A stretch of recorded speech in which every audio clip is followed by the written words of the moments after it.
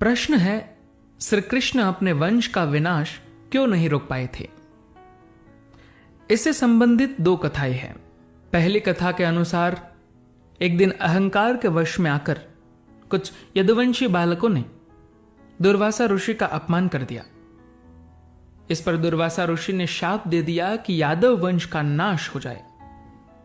उनके शाप के प्रभाव से पर्व के हर्ष में उन्होंने अति नशीली मदिरा पी ली और मतवाले होकर एक दूसरे को मारने लगे। इस तरह से भगवान श्री कृष्ण को छोड़कर एक भी यदुवंशी जीवित न बचा। अब क्या है दूसरी कथा। एक दिन विश्वामित्र, असित, दुर्वासा, कश्यप, वशिष्ठ और नारद आदि बड़े बड़े ऋषि द्वारिका के पास पिंडारक क्षेत्र में निवास कर रहे थे। सारण आदि किशोर जाम्बवती नंदन सांब को स्त्री वेश में सजाकर उनके पास ले गए। ऋषियों से मजाक करने पर उन्हें क्रोध आ गया और वे बोले, श्री कृष्ण का पुत्र सांब वृष्णि और अंधकवंशी पुरुषों का नाश करने के लिए लोहे का एक विशाल मूसल उत्पन्न करेगा। केवल बलराम और श्री कृष्ण पर इसका वश नहीं चलेगा। बलराम जी स्वयं ही अपने शरीर का परित्याग करके समुद्र में प्रवेश कर जाएंगे और श्री कृष्ण जब भूमि पर ध्यानस्थ होंगे उस समय जरा नामक बहेलिया उन्हें अपने बाणों से बिंध देगा। मुनियों की यह बात सुनकर वे सभी किशोर बहुत डर गए। उन्होंने तुरंत सांब का पेट खोलकर देखा तो उसमें एक मूसल मिला। उन्होंने राजा उग्रसेन सहित सभी को यह घटना बता दी।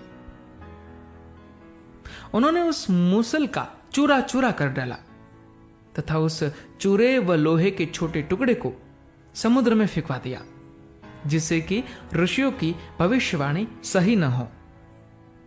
लेकिन उस टुकड़े को एक मछली निगल गई और चूरा लहरों के साथ समुद्र के किनारे आ गया और कुछ दिन बाद ऐरक के रूप में उगाया। मछुआरों ने उस मछली को पकड़ लिया। उसके पेट में जो लोहे का टुकड़ा था उसे जरा नामक व्याध ने अपने बाण की नोक पर लगा लिया।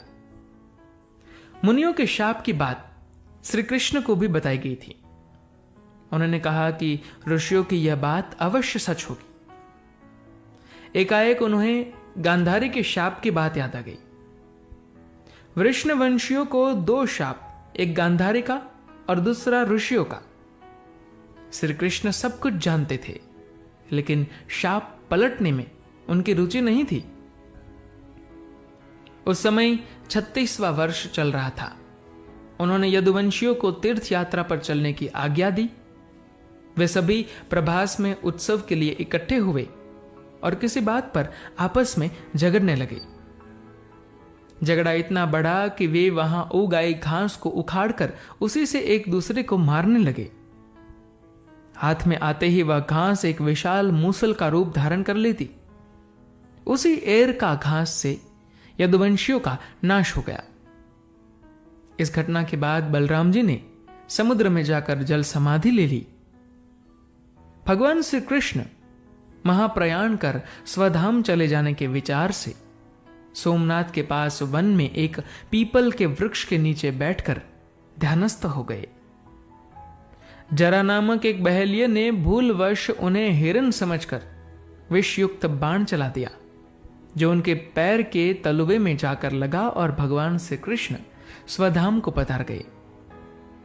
इस तरह गांधारी तथा ऋषि दुर्वासा के शाप से समस्त यदुवंश का नाश हो गया और ऋषियों द्वारा दिया गया श्राप कि इस मूसल से सभी मारे जाएंगे वह भी पूरा होगा, क्योंकि मछली के पेट में मूसल का एक टुकड़ा था जिससे जरा ने अपना तीर बना लिया था।